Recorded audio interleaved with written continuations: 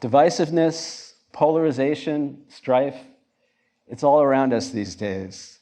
On the news, social media, sometimes even in our own homes. I want to share a story with you guys that presents and demonstrates a very simple but effective solution to all these ills. The solution is called forgiveness, but as you'll see in a minute, true forgiveness is not what most people think it is. One day I was scrolling through my Facebook feed and I saw this comment on one of my photos. That photo's photoshopped, it's fake. Oh, I said to myself, here we go again. I had been a professional photographer for 6 years, and this wasn't the first time someone on social media had questioned my work.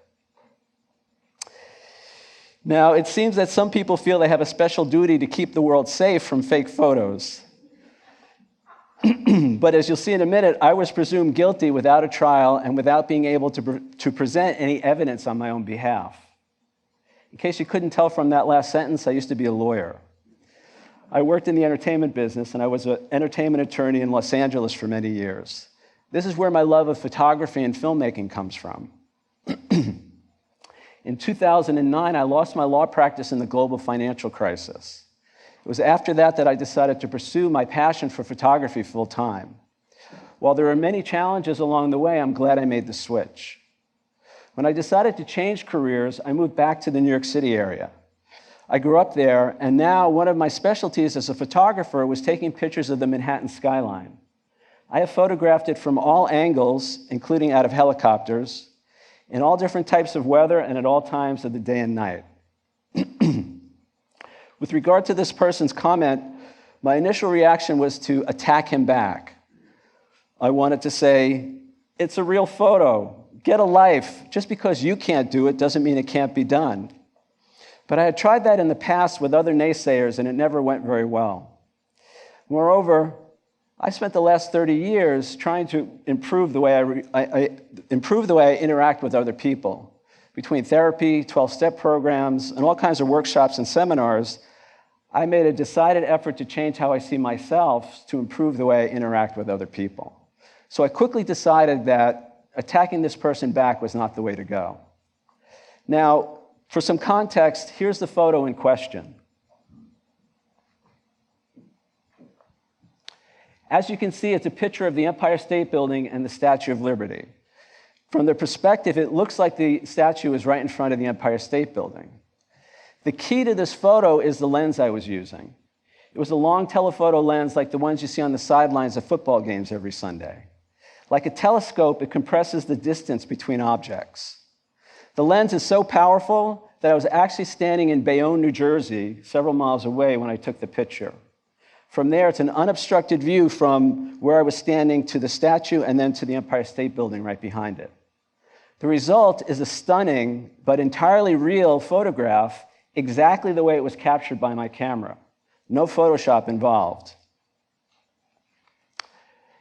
Now, it may, if you haven't seen a photo like this before, I admit it may be an unusual alignment. When I took the photo in 2016, very few people knew about this location. Since then, lots of other photographers have discovered it, and now people take photos from there all the time. In fact, it's so popular, the local police hang out down there and wait for people to park illegally and ticket them.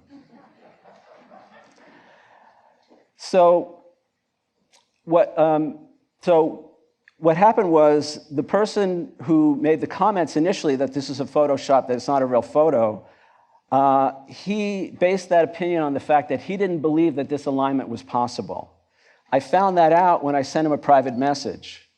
I started the conversation in a very friendly, non-defensive tone. I thanked him for making comments on my photos and then told him a little bit about myself, that I'm a photographer, that I'm from New York, etc.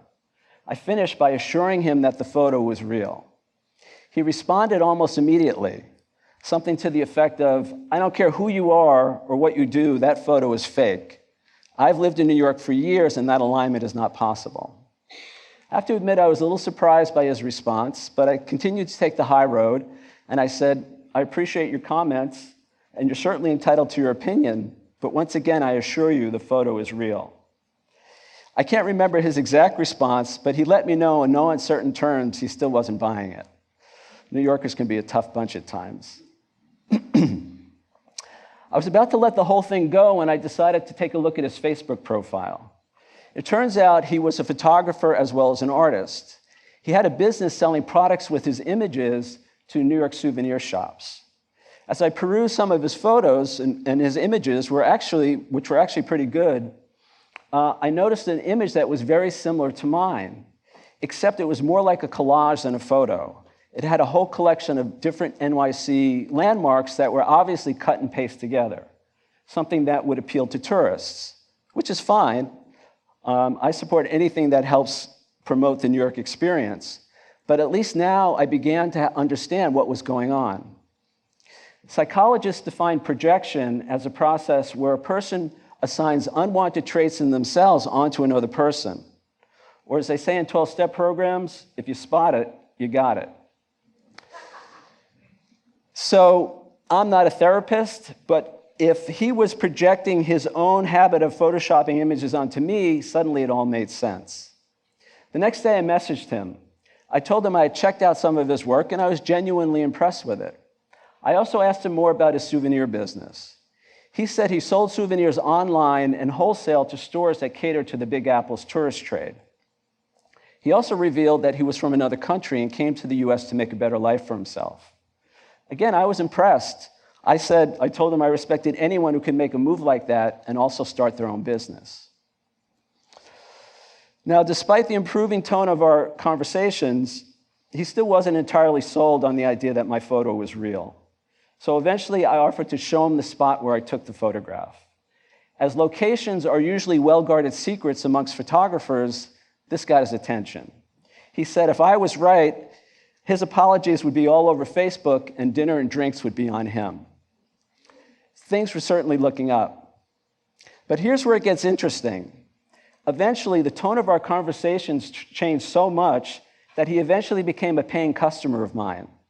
He licensed one of my helicopter shots for his souvenir business. Even better, he introduced me to a larger company in the same line of work. While I didn't do any business with that company, I learned a ton about the souvenir industry. I then took that information and went to an even larger national souvenir company and did a nice 5-figure deal for several of my photos. Today I have coffee mugs, postcards, shot glasses, and refrigerator magnets with my photos on them. I'm happy to say I am the NYC refrigerator magnet magnate. So what do coffee mugs and refrigerator magnets have to do with forgiveness? Well, I want to share 5 things that I've learned with you guys over the years from this and other similar situations. Number 1, forgiveness is good for us. Most people don't realize that forgiveness is something we do for ourselves, not the other person. We can still hold other people accountable, but we do it without blame or anger. If I had lashed out on this guy when I first saw his comments, I'm sure I would have missed out on a nice little business deal for myself. Number 2, forgiveness is something we do by ourselves. The other person doesn't have to know that we're forgiving them. Most people don't think that what they've done is wrong. So if we say to somebody we're forgiving them, it may actually make things worse. Again, if somebody makes a negative comment on one of my photos on Facebook and I say, I forgive you for making negative comments, they'll probably just laugh at me. It might even escalate the conflict rather than resolve it. Number 3, forgiveness means not taking things personally. What other people say and do is always about them, not us. When one of my nieces was around 7, I used to tell her that if somebody said something mean to her, that person was really talking about themselves, not her. It also is important to remember that defensiveness begets defensiveness and anger begets anger. If we react with either, the other person may respond in kind, and that could destroy any hope of a peaceful solution to our problems. Number 4, forgiveness doesn't mean we let other people walk all over us. Loving another doesn't mean we stop loving ourselves. We can hold other people accountable while forgiving them. The difference is, instead of blame and anger, we use healthy boundaries. Boundaries are the primary way we take care of ourselves in our relationships with others. Healthy boundaries make it possible to forgive others while still protecting ourselves. Number 5, understanding fosters forgiveness. Here's a technique that you can use to help understand why other people do what they do. Say to yourself, if I saw the world the way they see the world, and if I saw myself the way they see themselves, then I'd probably be doing the exact same thing they're doing, and that makes me the same as them. I don't have to agree with what they're doing, but at least I can begin to understand why they're doing it. And understanding brings people closer together rather than driving them apart. So, the next time you're tempted to lash out at someone, whether it's on social media, at work, or even in your own home, I want you to think of refrigerator magnets. By not reacting defensively, by giving the other person the benefit of the doubt, and by at least being willing to try to understand where the other person is coming from, we open the door to forgiveness. This, in turn, has the potential to undo much of the strife and conflict that we see around us today. Forgiveness paves the way for peace, and I believe we each have it inside of us to choose that road instead of the road that's paved with strife. Thank you.